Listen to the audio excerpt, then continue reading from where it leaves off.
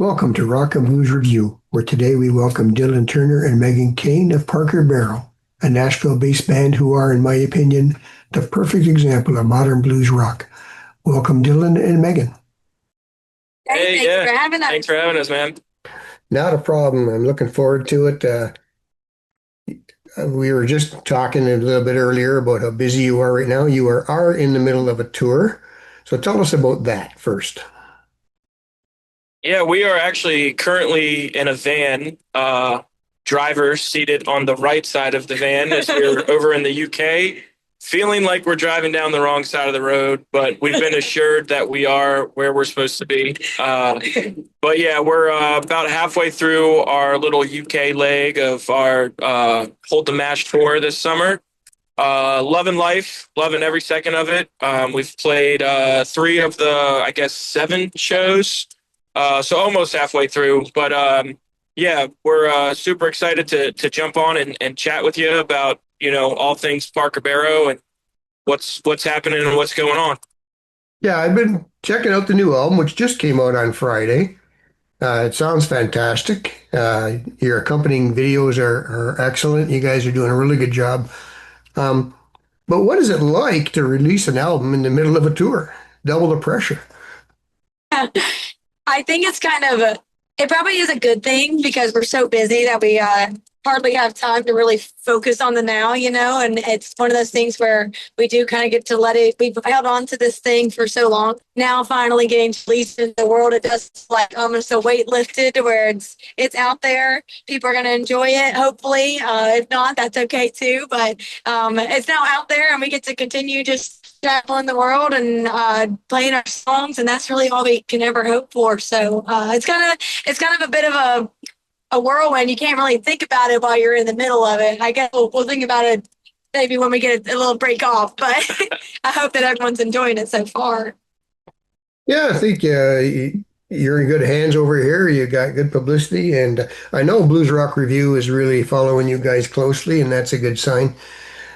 So let's just talk too. Can you just mention the rest of the band?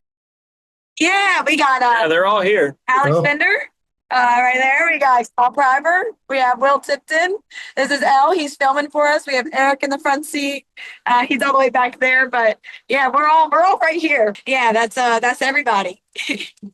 again, with the album, I know it's got a really good mix. It's really high energy most of the way through, but you do have a nice mix there. And Ruby's Reckoning, for example, it's more rootsy than the straight ahead rock and roll of the rest of it.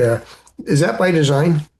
I think when Alex and I were kind of coming up with some ideas for different songs, he actually had played me a track. It was a quite a long instrumental track that he had composed, several years ago. I think maybe even when he was still in school. It might have even been for a project, if I'm not mistaken. That he, this long instrumental track that went up and down and on all these different journeys, and there was this one section of it that had this really cool rootsy kind of vibe, and sort of kind of inspired me to do more of like I guess a storytelling type of song, of the kind of rootsy, almost country music, old school country music. So he showed me that, and I had some stuff that I had been working on, and it kind of just came together. And I think it's good as a band to sort of have your niche and what you do, but also be able to branch out of that and have some fun with it. A lot of the bands that we grew up listening to, they're known for, the blues rock, southern rock kind of thing, but then they all kind of have these little detours from that here and there, where maybe it's a little bit more of an acoustic vibe. It's kind of what we were feeling that day. Right. Well, is that the norm? And what does the writing process look like for you guys generally? Yeah, it's really different with every song. We don't put a whole lot of emphasis on our writing process or how we're supposed to do it. Whether it starts with a riff or a word, doesn't whatever kind of happens. A lot of the times when we're writing, it'll be on the road, and Alex has a little kind of mobile studio that he brings out with him, so he's constantly working on riffs and stuff. And he'll bring something up and say, "Hey, man, I've been working on this, and check it out." And a lot of times with this past record, we found, he'd bring something up to me, and there would be something that I had been working on lyrically that we found it kind of just worked together. It wasn't a whole lot of thought, or it's just like I had this thing, he had this thing. We put these things together, and Megan found a way to sing it, and almost like magic, it worked a lot of the time. So, yeah, we don't. It's not a whole lot of like it's got to be this way. It's got to be very structured. It's kind of just whatever and whenever it comes to us, we try to capture it in that moment and make sure that we can keep it before it floats back off into the abyss. Right. Well, you've got a six-piece, and that makes it tougher. Is it hard to write to make sure that everyone feels that they're being, used to their most ability and that they're a part of the band? Because, six is kind of unusual these days. Yeah, I mean, honestly, I think that's one of Alex's strengths as a writer and a composer is being very conscious and aware of the pieces he has at his disposal, and being able to use different textures to elevate, the melodies and really give our band a diverse and unique sound.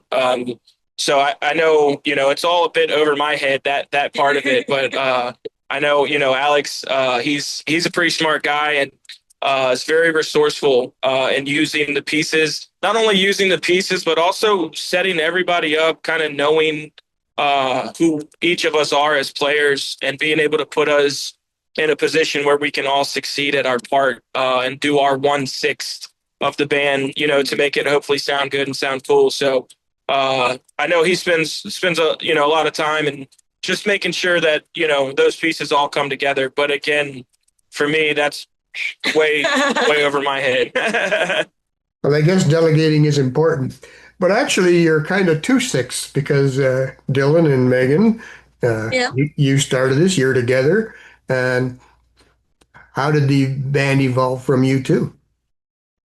Yeah, I mean, we met 8 years ago. We've been married for 3 years, and really just when we first met, we both kind of set out to to chase a dream. And along the way, we were looking for people and trying to find people who also shared that vision and shared that dream. And thankfully, we were able to meet Alex about 4 years ago, which is when we would, I think, all say that that's really when the band took a turn and started to become something very stable and something a foundation was started to be built.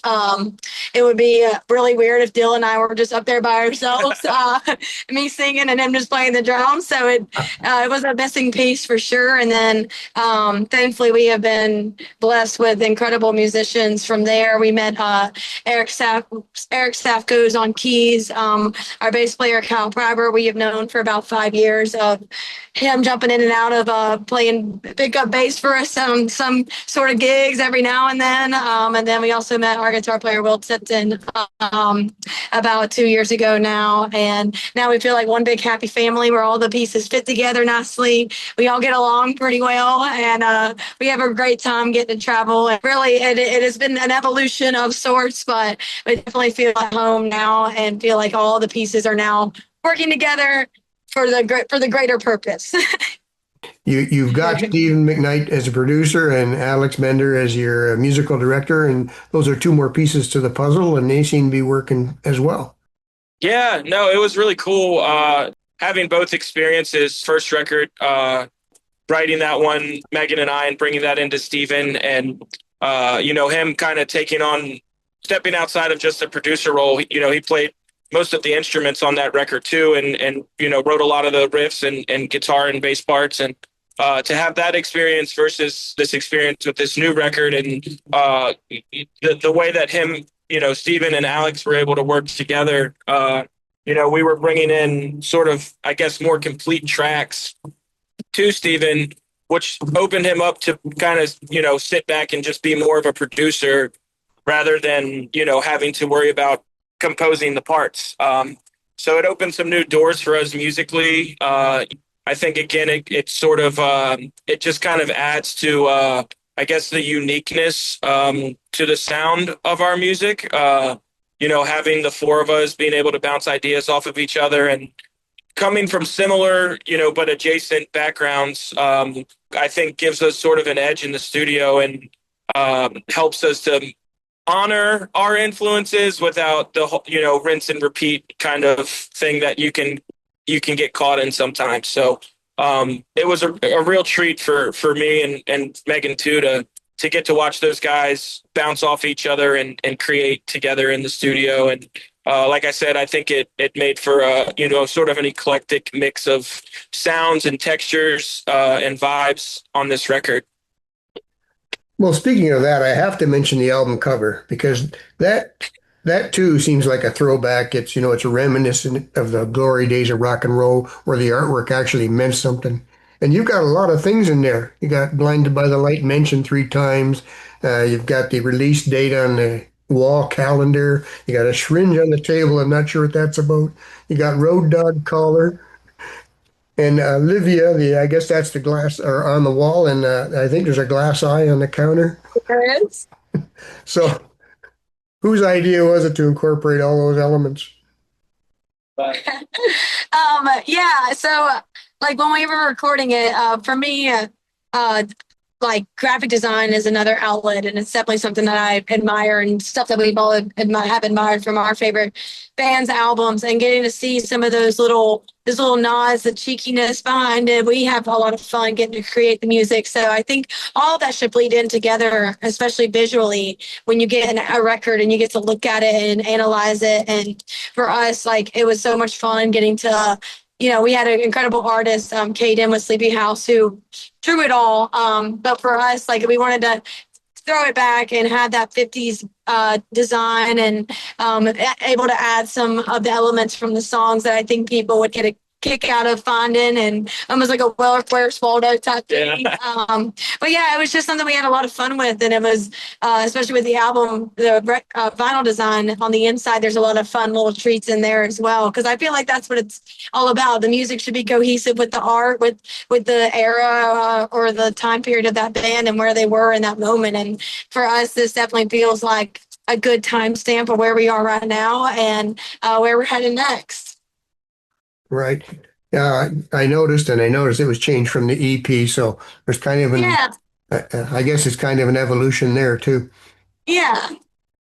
So now that you're on the tour, and I know that Dylan, your dad was a musician who had a coffee shop that was also a music venue.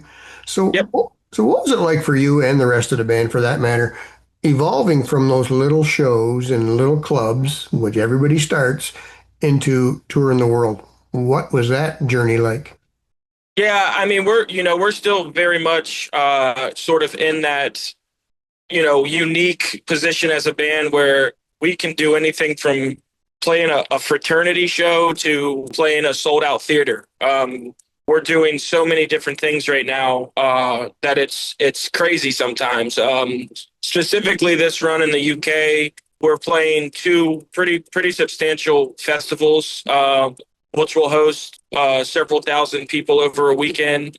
And then we're doing like some smaller, 200, 250 seater club shows, which we really, really enjoy kind of this space that we're in, where it's still very intimate. Big part of this for us, and it always has been, and hopefully always will be, is the connections that we're able to make while touring.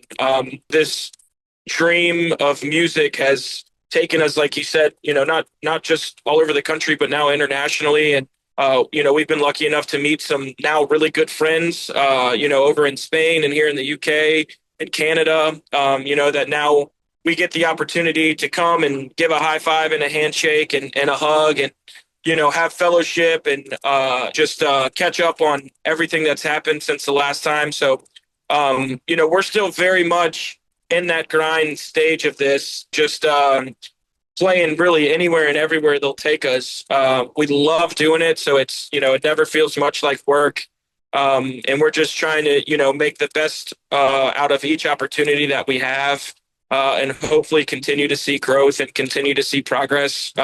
This year's really been amazing for us. We've seen, a lot of the markets that we've played in We've seen double or triple, the ticket sales going back to some of these places this year. And really, it just feels like a dream, man. And we're just trying to be good stewards of each opportunity. Hold on for dear life. You trust in God that, He's going to continue to provide and open doors for us. And not only open them, but give us the strength to walk through them. Right. Now, I just have to mention, you talked about making friends and meeting people along the way. So I'm gonna ask for a personal favor. Uh, Yes, sir. on the Okay. 24th, you're at the Steelhouse Festival, and I want you to say hi to Anthony Gomes for me while you're there. Oh, Would love sure, to. man. Yeah, absolutely. We've done a few festivals with Anthony now. Usually we're missing him by like a day or two, Yeah. but I think we're there the same day. So Yeah. if we get a chance to see him, we will certainly make sure to tell him you said hi. He's going to think I'm stalking him because I interviewed John Lindberg out of Sweden, so I put those two together in a Swedish show. So Okay. Nice. he's going to think I'm up to something, but Yeah. I like to stay in touch too. So it's fun for me too. Of Yeah. course, yeah. And you mentioned some of the influences a minute ago a little bit. Now you've been compared to the Black Crowes, the Almonds, Led Zeppelin. There's even some AC/DC in there, I think. Do you like those comparisons? Yeah, I think for us, like, obviously, I mean, we love those bands, so to be compared to them is incredible. They're the music that we love. It's who we listen to. So if people put our names next to theirs, then that's awesome. For us, we all come from such different backgrounds, musically, and what we grew up with. That I do think it all kind of bleeds through our music to make its own thing. But the fact that people compare us to our favorite bands is a dream come true. It's if it's what we love, I hope it's what they love too. Oh yeah, no, and I think it's more the high energy and the upbeat Yeah, approach you guys have more than anything.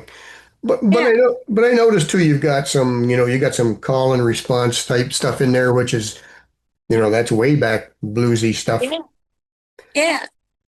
So again, nice that you've got such a good mix, and I think you're handling it really well. Oh, thank you. And I mentioned the blues rock uh, representation that you're carrying on.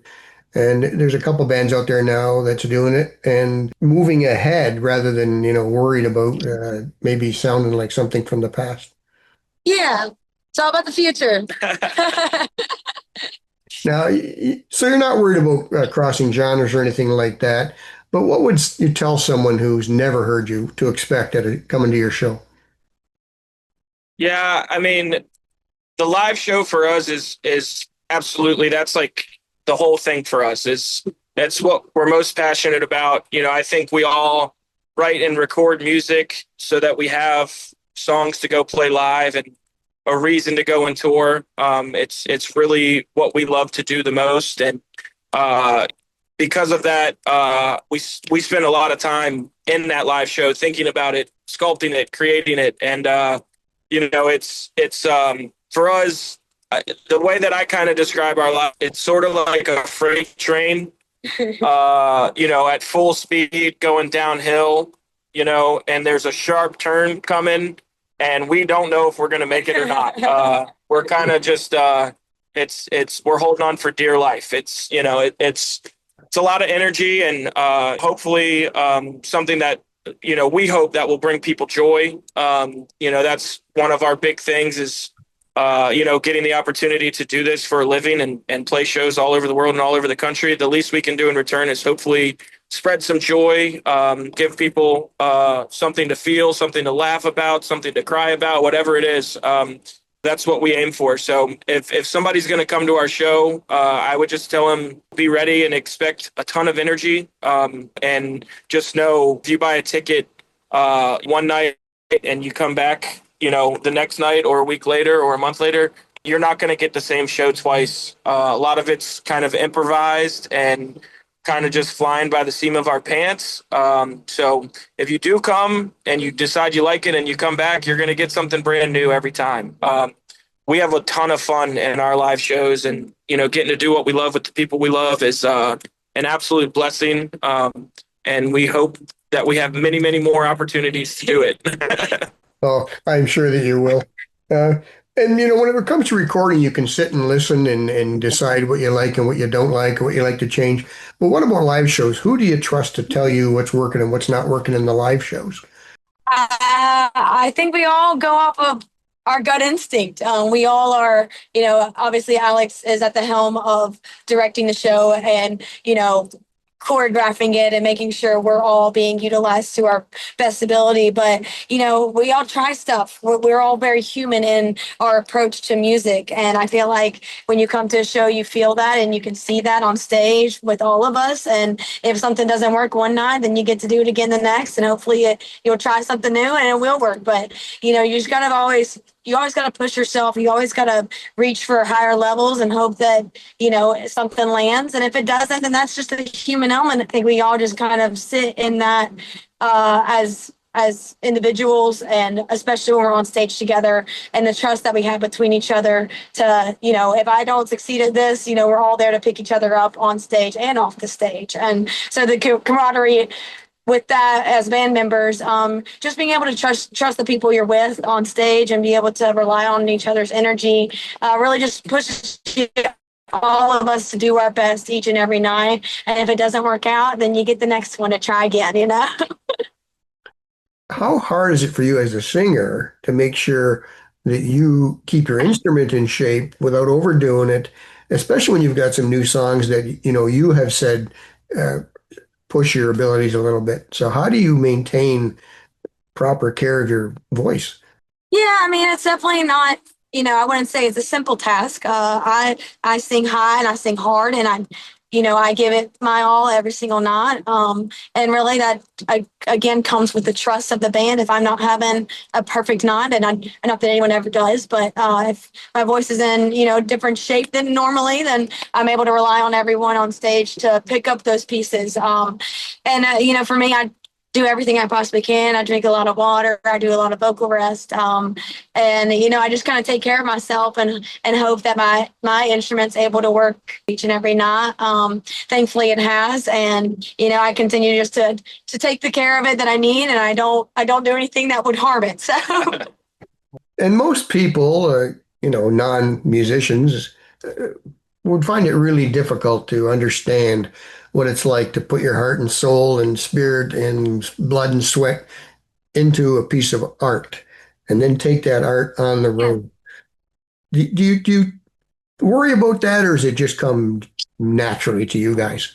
Yeah, I think we just love it. So it's like it's one of those things that when you love it as much as we do, when you've given your whole life to this thing and you're out there on the road getting the opportunity to do it, it's really hard to not enjoy it. So I mean, I wouldn't say it's difficult because we just have a good time, and we just our only thing is that we just want people to have a good time with us. So really, that's where I think all of our hearts are in it, is that our hearts are in it. So there is no difficulty in that.